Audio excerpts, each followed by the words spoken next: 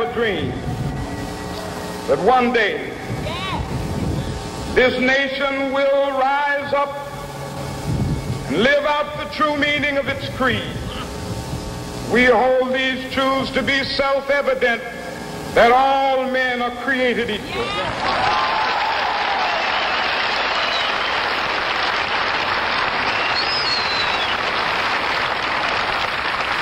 I have a dream that one day on the red hills of Georgia, sons of former slaves and the sons of former slave owners will be able to sit down together at the table of brotherhood. I have a dream. Our nation's history, as well as modern-day media, has formed this ideology that black men wearing hooded sweatshirts are a threat to society. Messages supportive of the status quo emanating from schools, businesses, political organizations, trade unions, religious groups, the military, and the mass media all dovetail together ideologically. This interarticulating, mutual reinforcing process of ideological influence is the essence of hegemony. Hooded garments have been worn long before the urban community inherited this form of attire. Let's stay back in history where monks had these hoods, or then known as cowls, attached to their robes. Fast forward a bit to the existence of the KKK, a group of white males who purposefully adopted an outfit that consisted of a robe, mask, and conical hats similar to the modern-day Champion super hoodie. The reasoning behind the creation of this wardrobe was to portray themselves as terrifying as well as hide their identities. Now let's think. Who are these white hooded males a threat to in our society? People of color.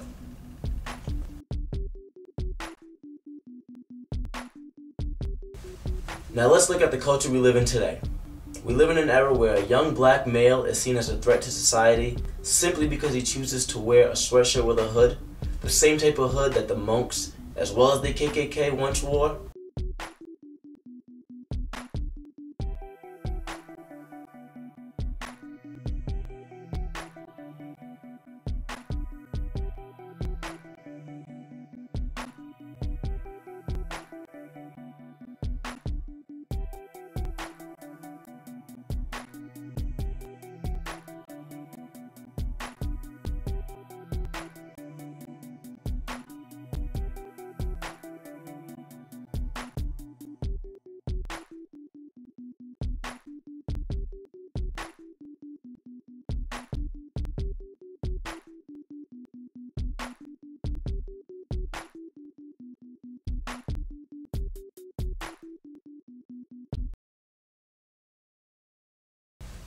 Now let's look at the culture we live in today. We live in an era where a young black male is seen as a threat to society simply because he chooses to wear a sweatshirt with a hood, the same type of hood that the monks, as well as the KKK, once wore.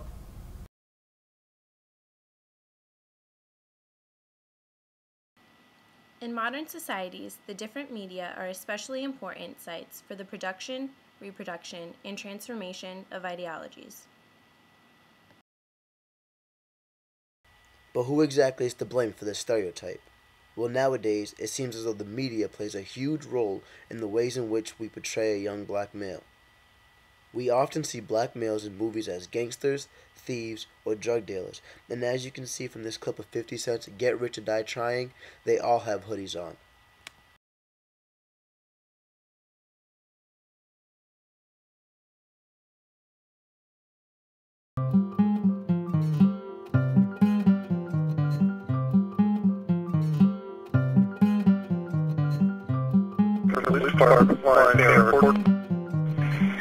Hey, this guy looks like he's up to no good, or he's on drugs or something. It's raining and he's just walking around looking about. Okay, and this guy, is he white, black, or Hispanic? He looks black.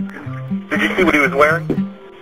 Yeah, a dark hoodie, like a gray hoodie, and either jeans or sweatpants and white tennis shoes. Are you following him? Yeah. Okay, we don't need you to do that. Okay.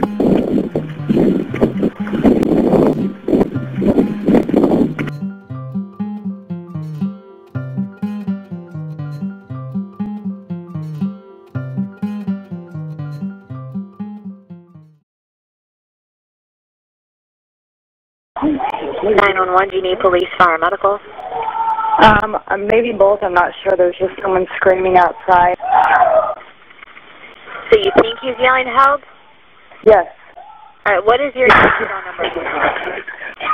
There's gunshots. You just heard gunshots? Yes. How many? There's one. Jeremy, get down. No, come here. Is he no Babe, longer come on. yelling? No one, I don't know.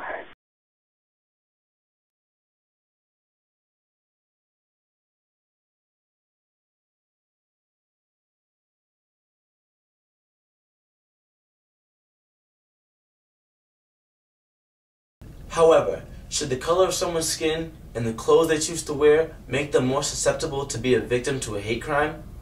Geraldo Rivera seems to think so. I am urging the parents of black and Latino youngsters particularly to not let their children go out wearing hoodies. I think the hoodie is as much responsible for Trayvon Martin's death as George Zimmerman was. What do you mean?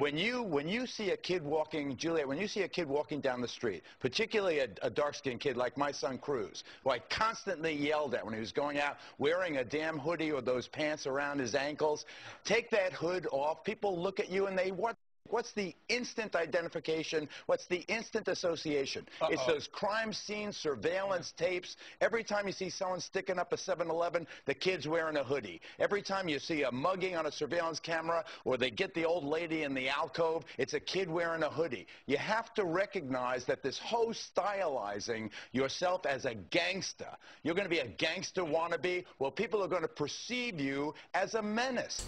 So ask yourself this. Are Trayvon Martin and his family responsible for his death solely because of the article of clothing he chose to wear? Or are we living in a society that is too ignorant to become educated on a racial topic that has plagued our country for years now? Trayvon was not a threat. His killer just seemed to be an ill-informed man trapped in a society with a stereotype that continues to grow. This is a tragedy. I can only imagine what these parents are going through. And when I think about this boy, I think about my own kids. And you know, I think every parent in America should be able to understand why it is absolutely imperative that we investigate every aspect of this. The main message is to the parents of Trayvon Martin. You know, if I had a son, he'd look like Trayvon. And